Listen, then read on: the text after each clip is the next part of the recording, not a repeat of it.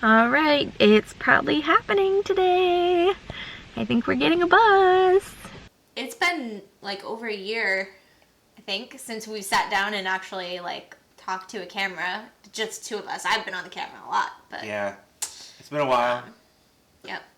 So we are actually making, I want to call it our dream, but it's really like my dream come true. We're going to be doing a bus conversion, and we've thought about it for a really long time, talked about it for a really long time, and now it's actually happening. We might be buying our bus tomorrow. Today we're going to talk about a little bit of our expectations, why we want to do a schoolie, what we're really looking forward to, and then a year from now or a year and a half from now, when we're hopefully living on the schoolie, we can either look back and laugh at ourselves or be like, hey, we actually had a realistic expectation as far as how it's going to be. So I think it would be fun to look back on this video later. Oh, it's definitely be fun to look back on this video.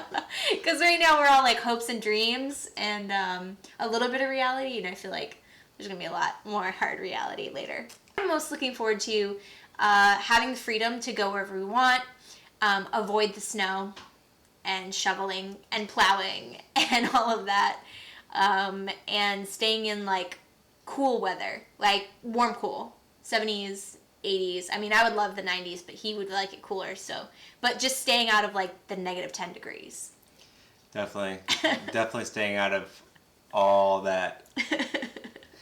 I also don't want to stay in the hot, but definitely looking forward to being able to travel more and be able to see friends and family and do all kinds of stuff that a lot of people have to wait till the end of their life to do. I want to check out all the national parks and all the cool views and stuff like that. And it kind of combines both of what we want, because originally I really just wanted to live out of the backpack and travel constantly. And as much as I still want to travel constantly, I did find doing backpacking for a year to be really difficult, and constantly on the move and not having your own personal home space. So, and Cory's really like much more not the backpacking hostel type. Yeah, I don't mind backpacking, So. but the hostels, and I'm more like secluded. I'd rather not like meet random people. I do like meeting people, but I also don't. So I'm definitely not looking forward to downsizing everything. I have a lot of cool stuff that, and I do like having all kinds of cool, like the new upcoming electronics. So it's going to be very hard to minimalize my lifestyle, but I think that that's going to be good in the long run, because I think a lot of people are more about things than actual like experiences. So it'll be cool to actually get away from trying to have things and experience life more. See at least what it's going to be like. I'm not looking forward to downsizing my closet. Since we've moved here, I have gotten rid of 9 massive black-sized garbage bags full of clothes. And I still have an entire full closet. No, we don't have a closet. We have a room. No, but my section is a closet. No, but it was a room. Like the entire. When we started, the entire room was a closet. An entire bedroom. It wasn't just like your regular closet or like a walk-in closet. It was a room. But I've condensed all my stuff down to one closet. Yes, but I just want our viewers to realize that like where we've come 9 from, garbage bags of clothes. Yeah. Where we are now. And I still have a lot of clothes and a lot of shoes. So downsizing that is going to be really difficult. I like the Marie Kondo's like find joy in objects. That works for me for other things, but for clothes, I hold a lot of memory and value in the clothing. And so when I pick up a piece of clothing, I'm like, if I look cute in it and I have memories associated with it, it's really hard to get rid of.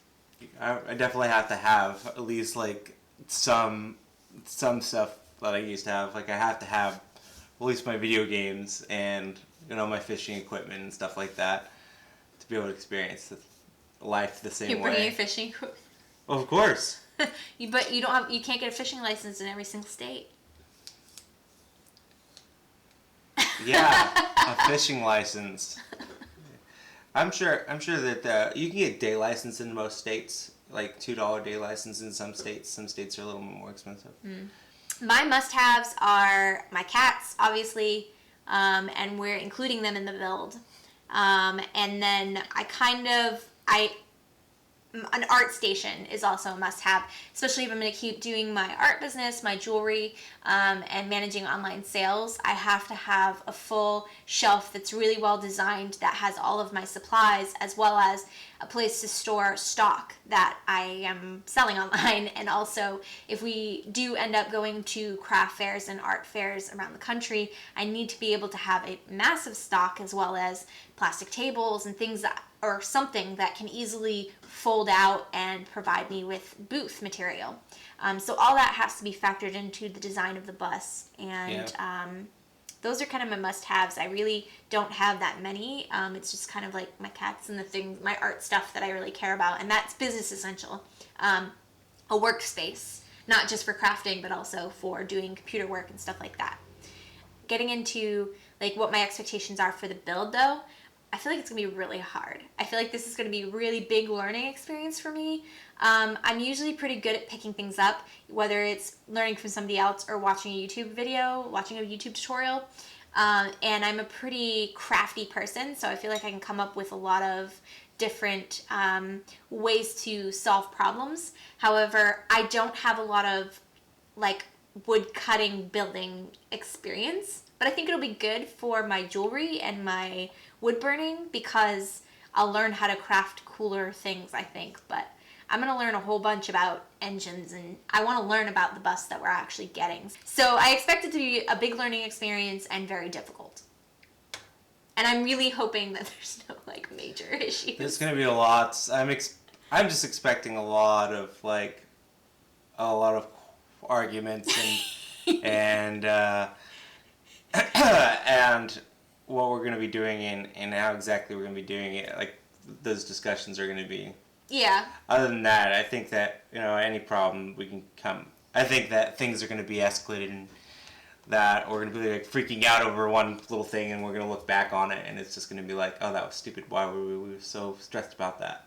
Take our time and research things. Like, we just have to remember that regular people do this stuff. It's not the things that we're doing isn't things that like rocket scientists are doing. So, and we're regular people, so we can achieve as much as regular people can. I mean, it's not going to be perfect like a professional or a master craft would do with their perfect detail. I don't know. But, I'm pretty good at it. But it's definitely something that we could figure out. I think that's going to be something that I'm not looking forward to then, is letting go of my perfect expectations. I have to agree with that. It's just going to be really difficult to try to overcome that for both of us.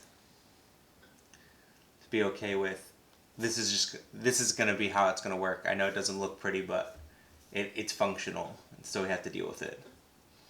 I mean, I'm going to make it look pretty. We'll see. There's a lot of stuff to make it look pretty. So. Yeah. Challenge accepted. Yeah, we'll see. What are you most worried about as far as this whole process goes? I'm just worried about money. Yeah. I'm a little worried about money. We want to be debt-free by the time we leave.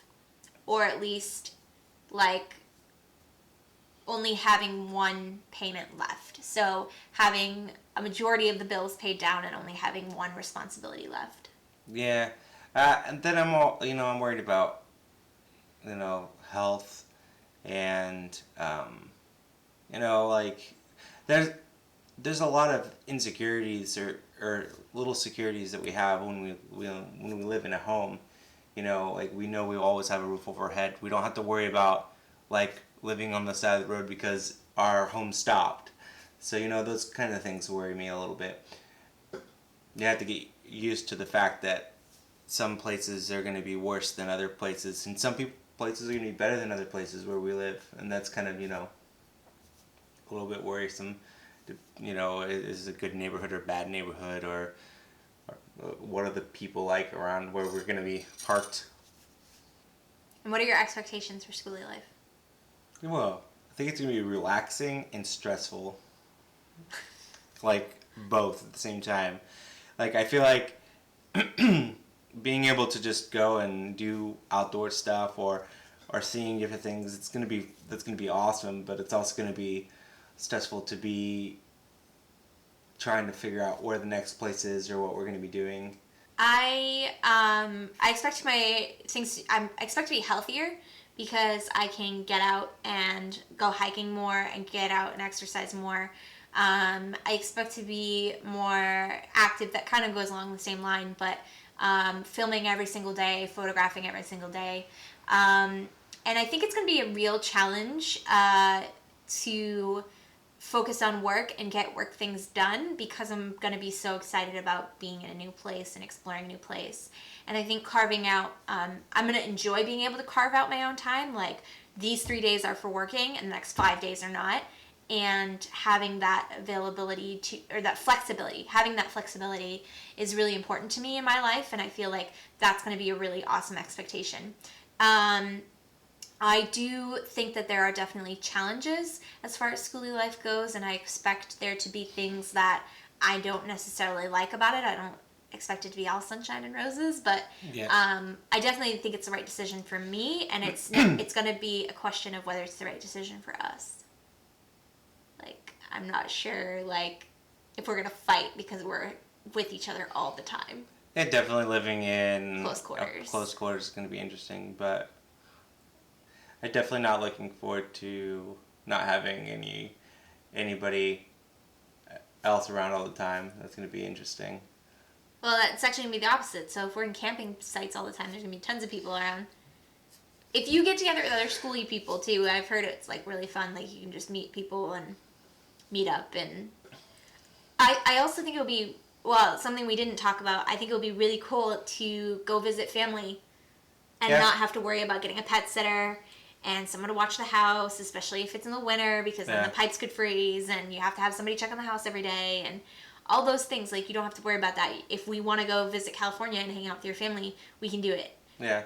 Or Oklahoma. I have friends all over the country, and you have some friends all over the place too. So being able to visit any friend you want at any time and take your whole house is pretty cool. Yeah. Especially if they're a friend that will let you park in the driveway for free. I don't know about a driveway that gets the bus, but hey. I mean, yeah, not in California. Yeah. Where do you want to go most in the schoolie? Wyoming. Really? Why? I don't know. Just cause. Just cause. I wanna see, like, because we were talking about Red Dead 2. I wanna see, like, all, like, the